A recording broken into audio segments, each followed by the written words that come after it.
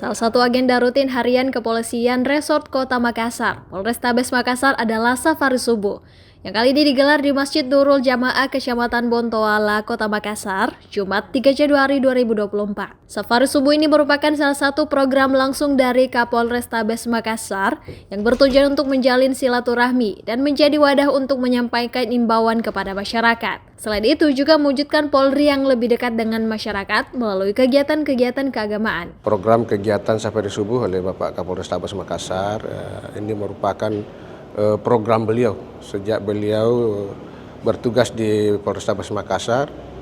Langsung kita bersama-sama para pejabat utama Polrestabes Makassar, para Kapolsek untuk melaksanakan kegiatan program safari subuh, di mana dalam program safari subuh itu kita hadir di masjid-masjid untuk silaturahmi dengan tokoh-tokoh agama, tokoh masyarakat, untuk bisa saling silaturahmi, memberikan himbauan.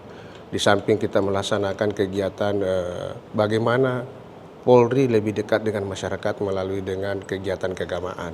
Ya.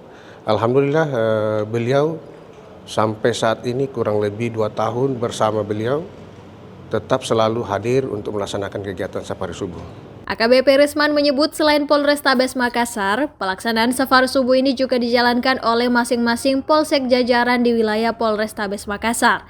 Sehingga terdapat 13 safari subuh di masjid berbeda yang terselenggara setiap subuhnya. Untuk di Polrestabes, kita laksanakan tersendiri dan polsek jajaran juga melaksanakan bersama dengan para kapolsek dan bersama dengan para kanit polsek jajaran. Jadi kurang lebih 12 polsek tambah Polres, jadi ada 13 kegiatan dalam setiap safari subuh. Ditambahkan Risman, program safari subuh ini rutin diselenggarakan dari awal Kombes Pol Ngajib menjabat hingga akhir masa jabatannya sebagai Kapolrestabes Makassar. Risman Sani berharap kegiatan seperti ini dapat berlanjut di masa kepemimpinan Polrestabes yang baru.